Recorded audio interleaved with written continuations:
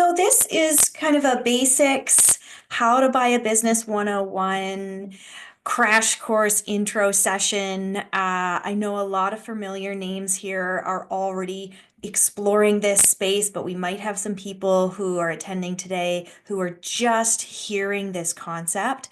So bear with our beginners here as they're getting up to speed, and we will take questions. So you can leave them until the end, or we are monitoring time closely. We do try and wrap up right at the hour. So depending on time, we may get to all of them.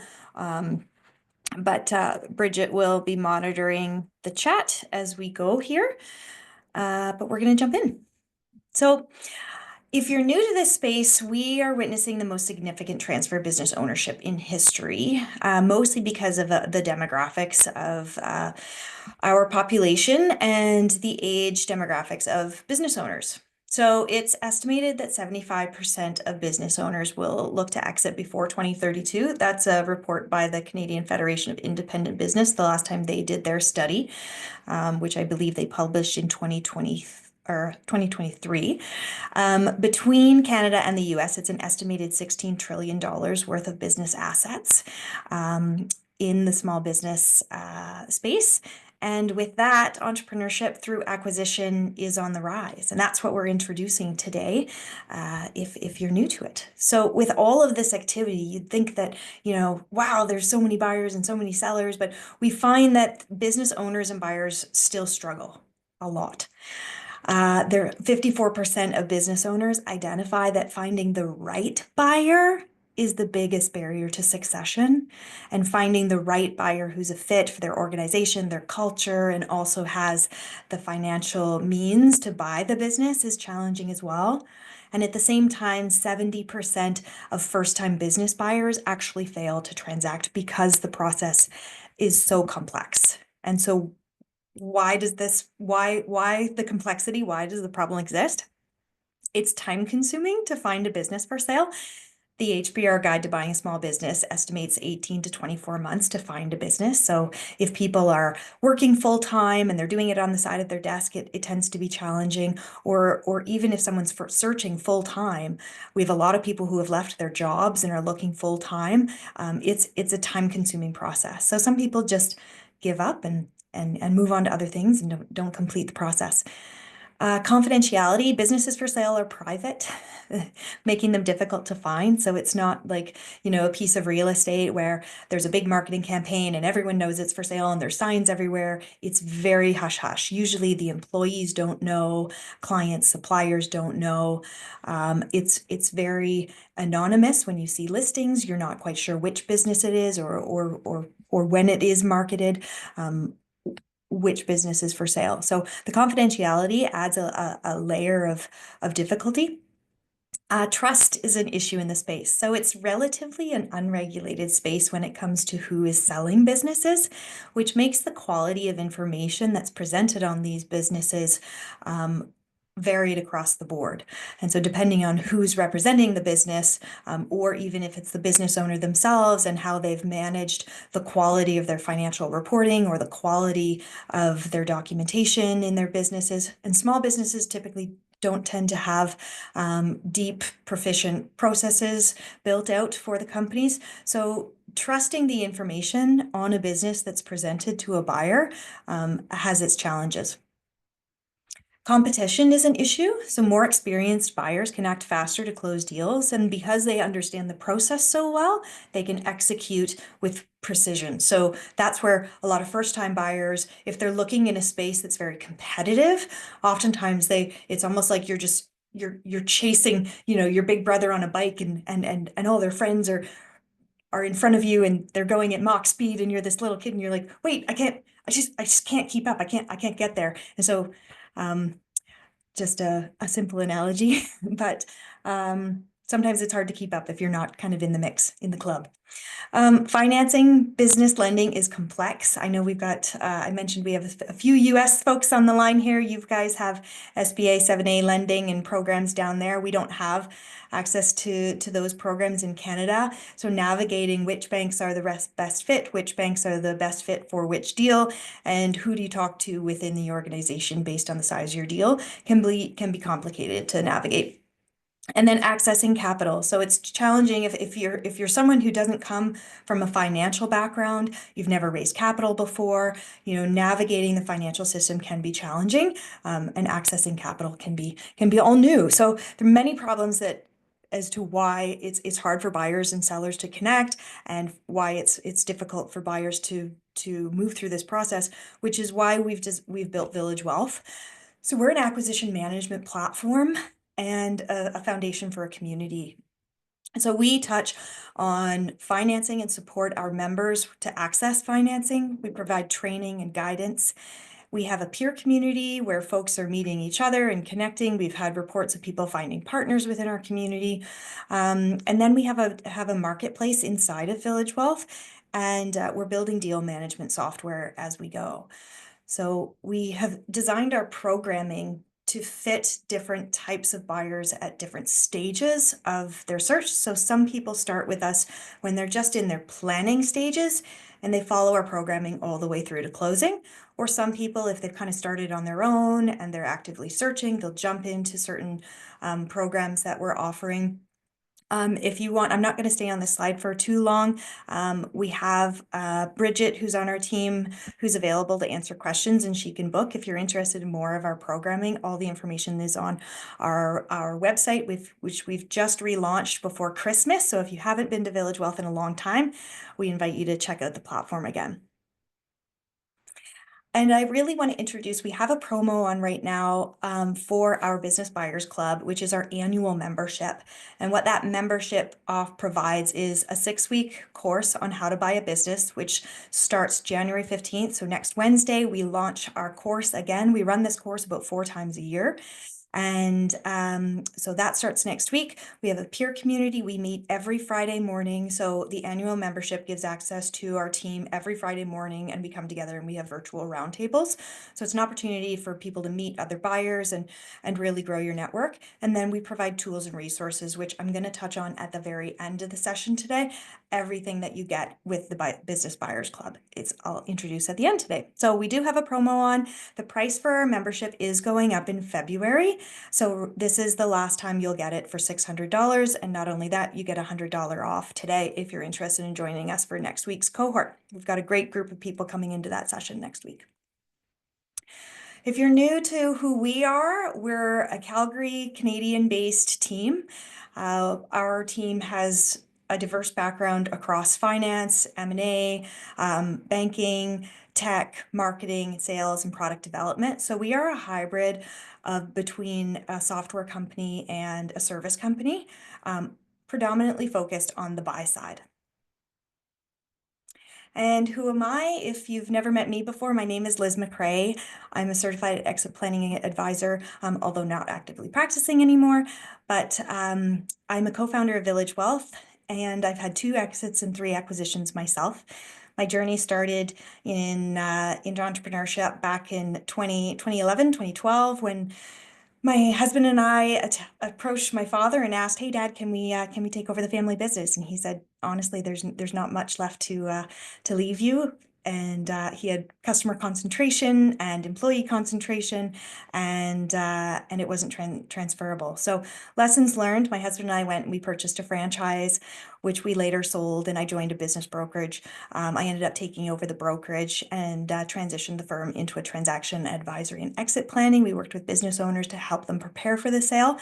And then I ran into my partners at Village Wealth in 2020. We co-founded Village Wealth that year, just a couple weeks before the pandemic hit, and then we went into hibernation mode, and out comes what you see with Village Wealth today. So it's been a journey over the last 5 years. I've been in the business brokering space since 2017, as you can see here.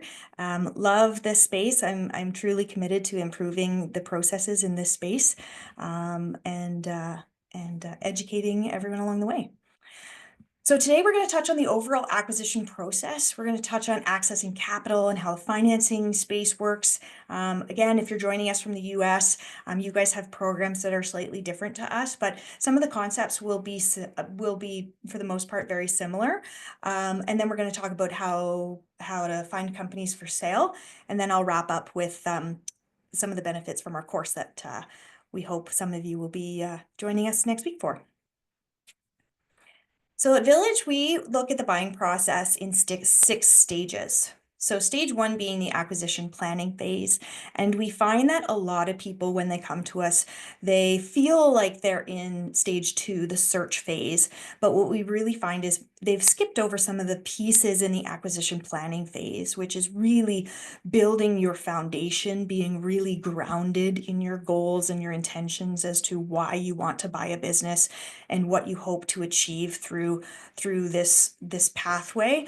It's a significant shift from someone who's been in maybe a career mode for a long time and has decided, I'm going to get into entrepreneurship through buying one. You know, a lot of people that come to us, they say, you know, I'm tired of my T4, or I don't have an idea. I'm not going to do a startup. So I want to get into something that's already running, and I want to improve the processes, and I can build on what's already become the foundation for this company, and that's what they intend to do. So the acquisition planning phase, we find that's where people are understanding the ecosystem.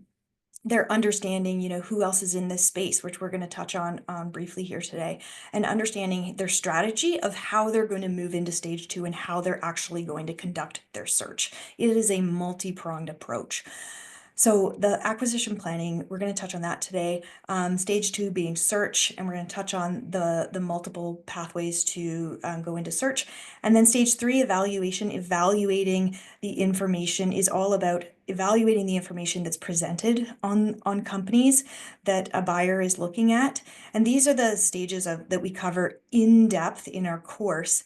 And the information that's provided on companies, again, depending on where that information is coming, it may be presented in different ways. So stage 3 evaluation is really about being able to translate the information on companies that's presented.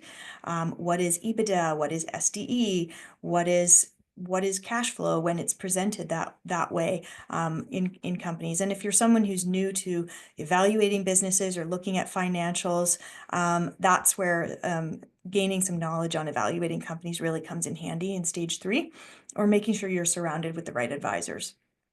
Stage 4 is the offer phase. So understanding how negotiations work and understanding, you know, how to submit your offer and all the terminology that goes into those types of documents. So we dive deeper into this in our course. I'm not going to go too deep into these pieces today. I'm just highlighting the stages. Stage 5 being financing and due diligence. So after you've moved from stage 4 to stage 5, a buyer's now in under exclusivity. So you're not competing with other buyers when they're looking at the business too. You're not competing with other people who are also doing due diligence. That's the window of time where you have to pursue your financing and move through all the due diligence through to closing in stage 6. So high level overview. If you're just new to the concept of buying a business and you want to kind of get more educated and just immerse yourself, we really encourage people to immerse themselves in content. These are just a few of the books that most people will start with when they're on this path. So if you are in that category of people, Buy Then Build by Walker Deibel, the HBR Guide. These podcasts, if you're not a reader, these podcasts are great. Acquiring Minds every week. Will Smith, not the Will Smith we all know, different Will. He does an interview with someone who has bought a business and really gets into the weeds with the details of how they structured it and how they found it and how they went to go about it. Built to Sell is sell side interviews. So John Warrillow interviews someone who has sold their business. So you can really learn a lot from the sell side by listening to that podcast. And then at Village, when you sign up, you can access a lot of our resources for free through our resource section in our community that there is a free membership for. So we have a light masterclass series, and then every month we bring in advisors who join us on a specific topic. So we've had lenders and accountants and lawyers and tax planners in, and we've got a whole inventory on past webinars. If you want to learn more about seller financing that I'm going to touch on today and that sort of thing, there's a ton of content in our webinar series. Okay, I'm going to move into the content for today and touch on which type of buyer you are. And it's really important that you understand kind of which bracket you're in based on the size of the company that you might be looking at and who else is in this space with you, because it's getting competitive. It's getting very competitive for buyers who are looking for a company, and you may not know it, but there are hundreds and thousands of other people that are also looking for businesses. So one of the things that we teach in our course is how do you differentiate yourself and how do you stand out from this sea of people that are interacting with business brokers and businesses trying to find the right fit for them, and you're doing the same thing. So I'm going to define kind of these different types of buyers, more so the first two. And I have the first one circled because this is mostly who Village Wealth attracts in our community, is the individual, often referred to as self-funded searcher. So what I mean by self-funded is they're not raising capital to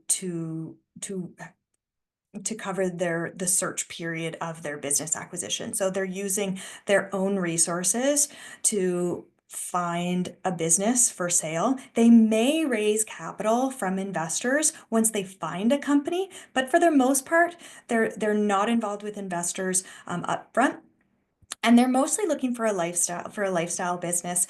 But they may also plan to do a bit of a roll-up strategy and buy multiple businesses within one sector. But mostly they're looking for, I'm looking for a career change. I've been in corporate maybe for a long time, or we see people who have run businesses before, and they just don't want to do startup again. We see people coming from tech, maybe they've had an exit, they do not want to do a startup again. They want to get into something that they're going to own, and they're going to have majority ownership in this company.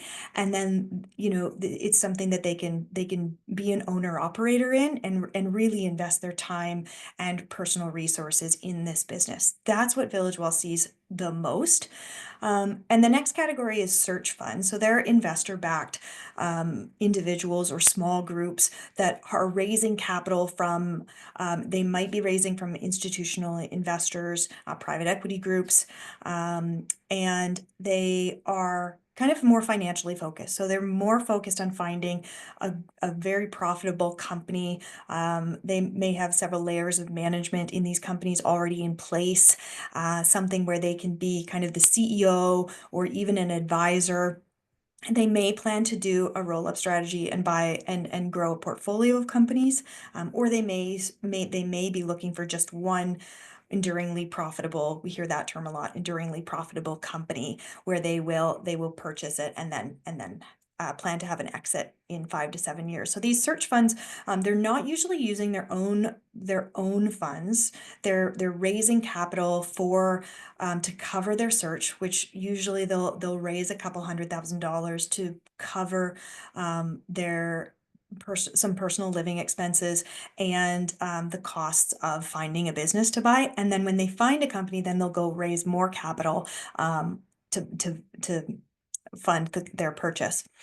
So those folks are kind of, they can overlap with the size of business that the individual is looking for. And so it's really important to be aware of each other, to better differentiate yourself from one to the other when you're out there talking about yourself and your search and that sort of thing. The next category is an investment group, private equity group. Usually they're looking for businesses that are a little bigger. It may be, value-wise, 5 million and up. That's where they're not really competing or overlapping with the individual buyer. They're looking in different ponds, different sizes of pool of ponds, but they are out there. And then your corporate buyers are your strategic buyers. So they are often often looking across many sizes. Even small businesses can acquire other small businesses. So they're looking across the board. So individuals may also be looking at similar businesses that corporations are, because it's easy for the corporation to grow through acquisition and just kind of absorb other companies in their industries. So just a little bit on buyer types. Sources of funds, we see people cobbling together a vast variety of combinations of capital. So the folks are pulling together personal funds, they're accessing investors, seller financing, if that's a new term. We're seeing that very often in most deals, and I'm going to touch on that in the next slide. And then you've got bank financing. So in the US, through the SBA loan, they can access, typically, if it's approved, subject to approval, up to 90% of the bank financing in the US. And in Canada, and I am going to touch on this, in Canada, we're seeing about 50 to 75% being covered by the banks. And then the rest is being made up by this combination of personal funds, investor funds, and seller financing. So one of the questions I have when we chat with a buyer is, how much ownership do you want to have? So some folks are feeling like, I want majority ownership. I want to be in control. I want to be able to make decisions. I don't want to, I don't want anyone to be able to oust me from my own company. If you own a minority stake in the company, then you don't have a controlling position, and you can be asked to leave in different situations. And so some people, they don't want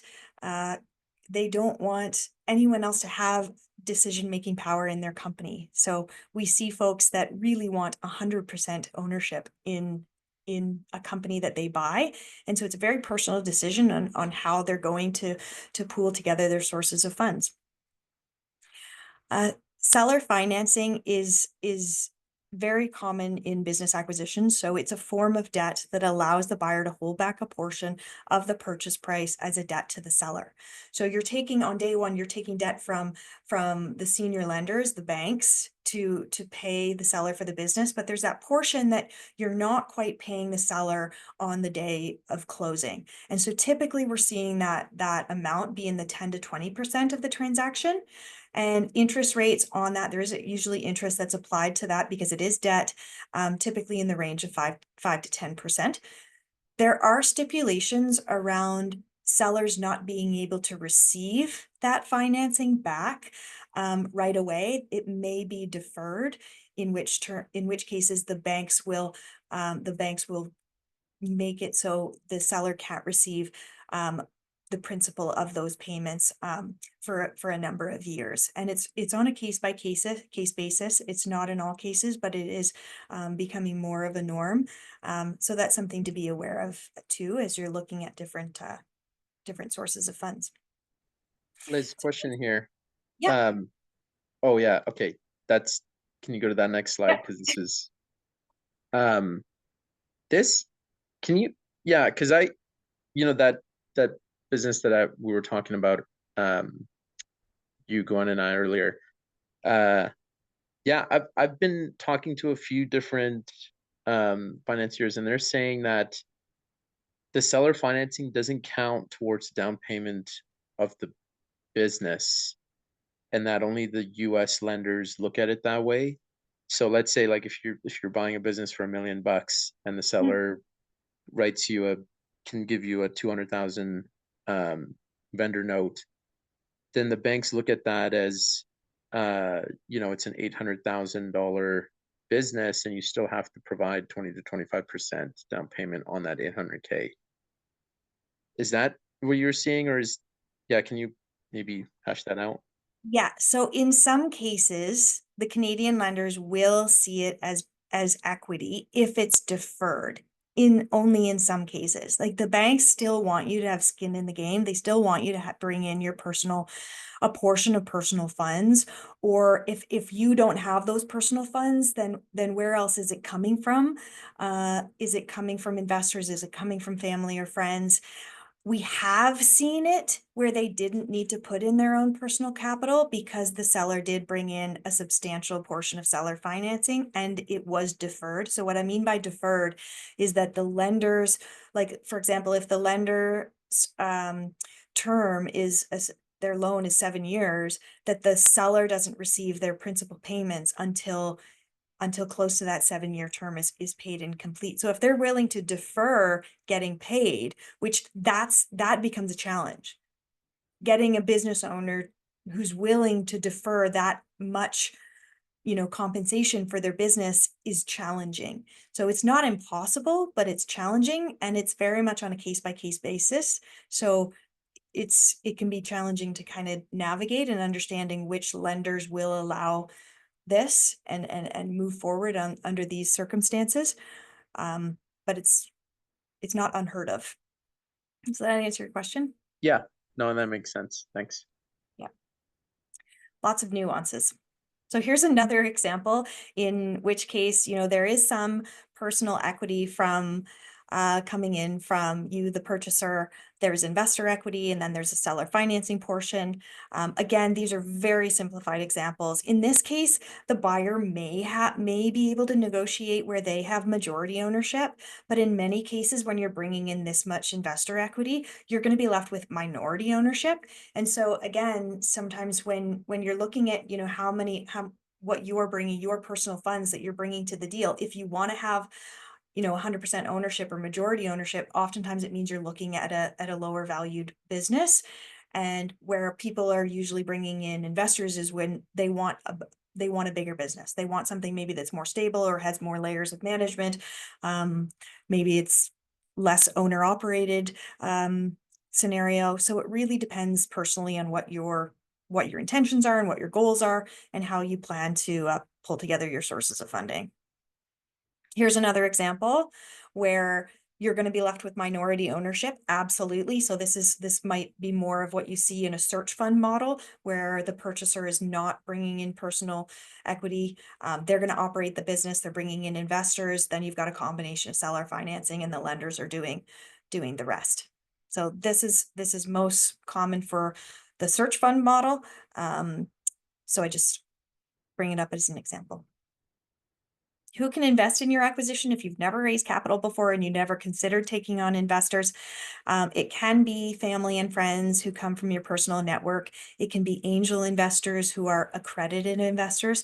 I won't go into that definition today as we're short on time, but you can look it up and get familiar with what an accredited investor is, and then you can take funds from people who may not be known to you. They don't fall under the family and friends exemption.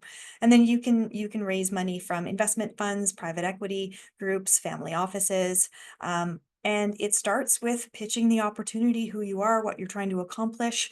The investors, the more experienced investors are going to negotiate terms with you.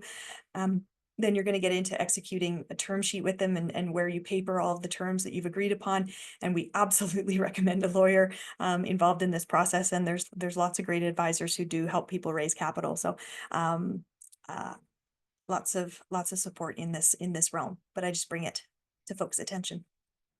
So what we're seeing from the banks right now, interest rates prime plus 1.5 to 4.5% on acquisition lending. So the banks refer to it as cash flow term loan. Sorry, a cash flow term loan. That's what finances a business acquisition. So interest rates, again, this is mostly Canadian data. So the interest rate term we're usually seeing is up to 7 years. 10 years would be a big stretch. We're not seeing a whole lot of 10-year interest terms. The amortization, 5 to 10 years. Again, 10 being a stretch. Most of what we see is around the 7-year mark. Principal holiday period. This is something that's becoming more common, and we really like to see it. It means up to 12 months, you're only paying interest only, and you're not paying the principal on your bank loan for the first 12 months, which really kind of gives you some grace period to understand your cash flow and get familiar with the business before you start making those principal payments. The buyer's equity that we're typically seeing, so your personal funds coming into a transaction, is between 10 and 50%.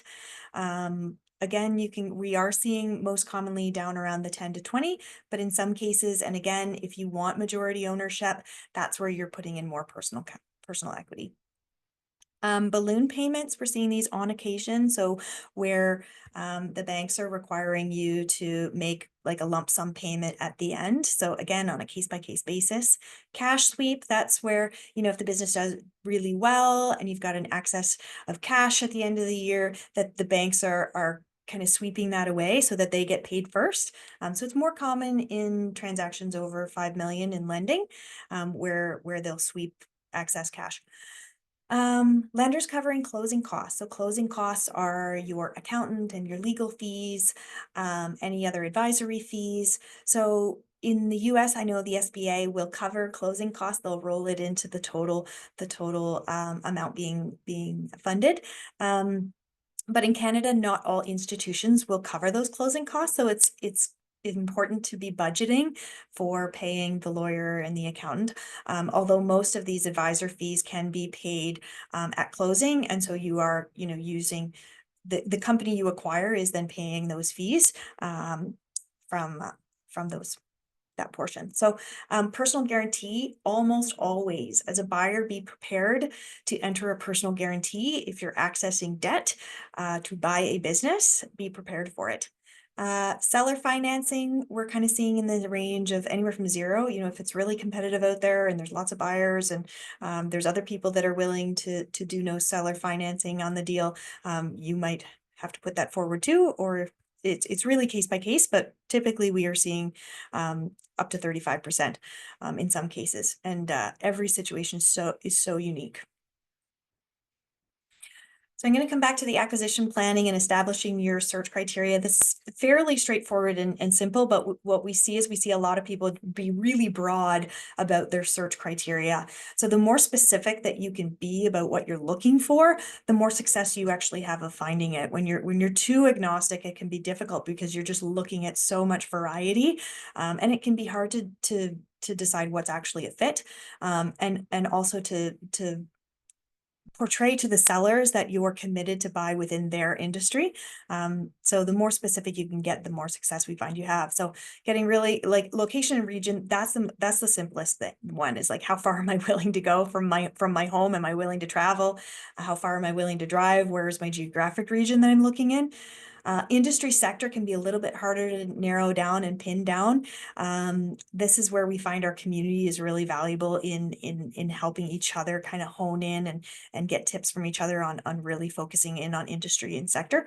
Size of business, really being clear on what you can afford and what size of company that you're going after is really critical when you're interacting with business brokers and business owners about like, yes, I can afford the size of your business, and here's how I'm planning to fund this acquisition. So really being focused on the size that's realistic for you, based on how you plan to go about it.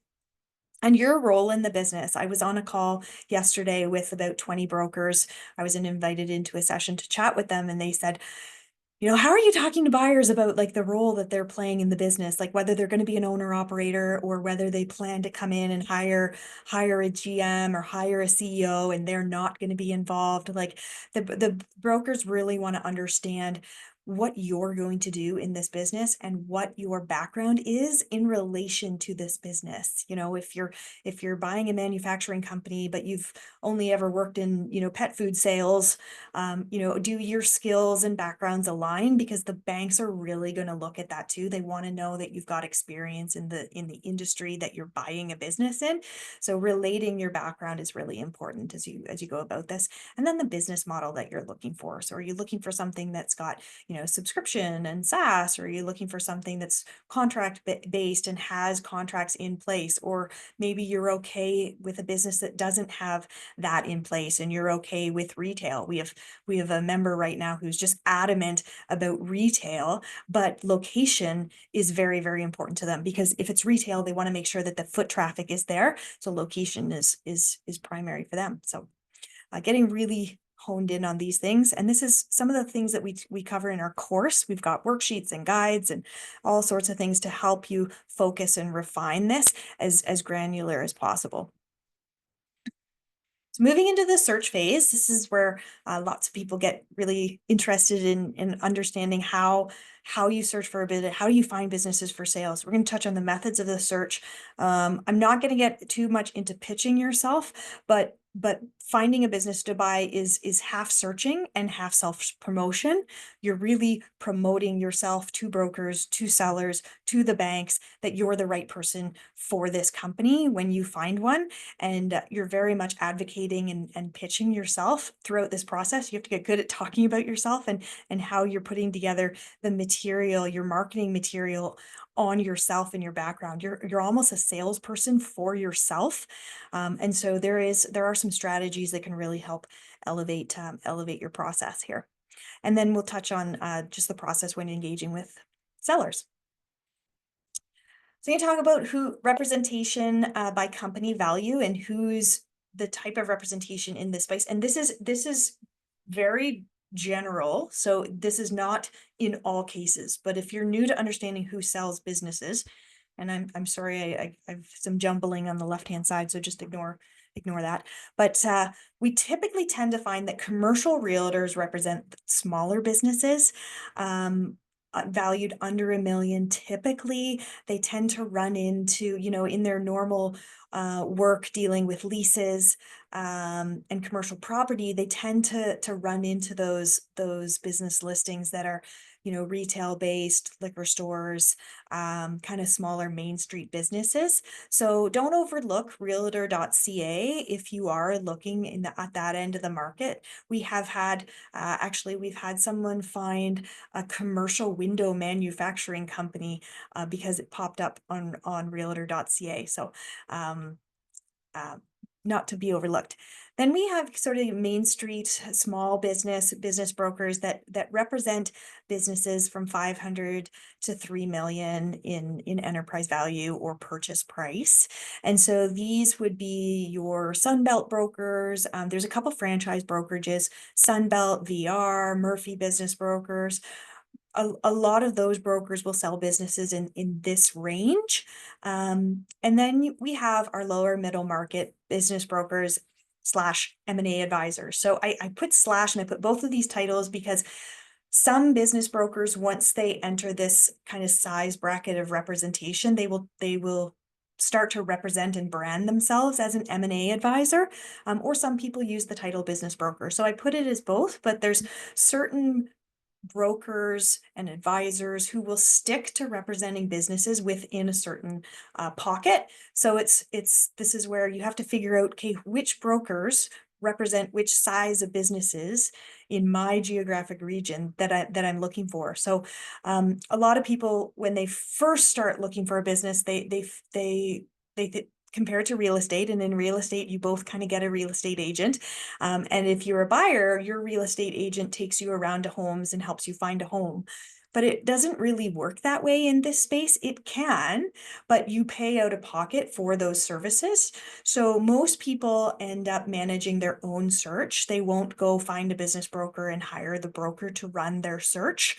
Because business brokers, they work as an intermediary between the buyer and the seller, but their fiduciary obligation and their contract is with the seller.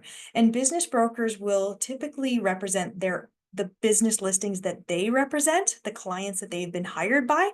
They don't represent any other businesses for sale, and they don't work with any other broker to sell their businesses. They just sell their own. So that's where it's a little bit siloed in the industry, where you as a buyer, unfortunately, at this time still have to go around and build relationships with every person that sells businesses. And you'll see there's accounting firms that are selling businesses, and business advisors that are selling businesses. So it becomes a bit choppy to navigate, but this is where building a community and surrounding yourself with other people who are buying businesses really comes in handy, because you can share resources and share connections and continue to grow your network that way. So these are the 4 main methods of searching for a business to buy. Marketplaces, we treat them as a good starting point. They're a great place to find brokers and find those representatives that sell businesses.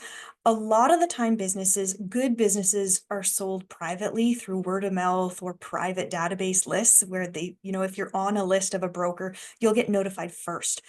So we hear a lot of feedback that like, oh, there's no good businesses out there for sale. The marketplaces don't have anything good. There can be things that come up on marketplaces, so don't overlook them, but use them as a strategy to find those brokers that represent those businesses. So use them as a tool rather than an end all be all. We find some people when they first start looking out, that's all they're doing. They're just checking a few marketplaces from time to time. And not utilizing the rest of the strategies. So building rapport with business brokers and M&A advisors, first of all, you've got to figure out like which size bracket you're buying in, and then you'll figure out, which brokers are fit for you. And it's networking. It's a lot of meetings, it's a lot of calls, it's a lot of getting out there and growing your network. So when we talk about your network, who do you know that that comes into contact with businesses? Growing your network of accountants and lawyers and financial planners are connected with business owners, exit planners are connected with business owners. And who do you know in your personal network that works in small business? And so that's where you're starting to promote and tell people that you're looking for a business. It can be a little bit challenging if you're working full time. Some people don't want their employers to know they're looking for a business. So sharing your search with your network can be a little bit challenging for some people. And the last strategy is called proprietary outreach. It's directly contacting businesses. And there's advantages and disadvantages to doing this. We have a whole program surrounded around proprietary search. Happy to chat with anyone around that program and how we can support in it. We run it as a peer group, and we've found some great cost cutting ways to navigate doing proprietary outreach. Some marketplaces that we have. So Village Wealth has a marketplace in itself. And then we've recently acquired buyandsellabusiness.com, which is a Toronto-based marketplace. Village Wealth is unique where you can actually search for buyers. So if you haven't set up a profile in Village Wealth and you are looking to buy a business, I would absolutely recommend jumping on there. Our buyers who are flagged as members are vetted and they're supported by our curriculum and our advisors and our team. We are building deal management software, so you can manage some of your deals that you're looking at. You can explore bankability there. Sellers can list privately too. So if you're a broker, you don't have to publicly list and let everyone know you've got a business. You can select which buyers you actually connect with. And Village is set up for more small to medium-sized businesses, where buyandsellabusiness.com has more Main Street small businesses, and it has a selection of Canadian and US businesses for sale. So a little bit different. The general process, if you're new to this, when you find a company and you're starting to engage with who is selling the business, the process is just asking for more information. So if you're on marketplaces and you're starting to reach out, you're asking for more information on the company, you're going to be asked to sign a confidentiality agreement, an NDA. To get more information and find out what business this is, you're going to be asked to do an initial meeting, an interview with the broker that will eventually, if you kind of get through their hoops, that it'll lead to a meeting with the owner if it's of interest. And then they're going to share information about the business. So if it's represented by a professional broker, they should have a package to provide to you. So the technical term of this is called a confidential information memorandum. And they're also called a number of different names, but this is kind of the technical term. So if you Google that to find out typically what's in a CIM, and that's the acronym, it's called a CIM. For short. And then it moves to follow-on Q&A and submission of a non-binding letter of intent. So that's the letter of intent is the terminology for the offer letter when moving on a business acquisition. So it's the general process before getting into the final due diligence and financing stages. This is a sample timeline of, again, a sample. Sometimes it takes much longer and sometimes it doesn't take this long. But if you look at your acquisition planning phase, usually it takes people about 1 to 3 months to really, figure out their strategy. How am I funding my acquisition? Who am I going to work with? Who am I going to involve? What tools am I going to use? Normally we see that taking some time up front to be most successful. And then raising capital or your affordability, we find people will make these decisions or navigate this over a number of weeks or months.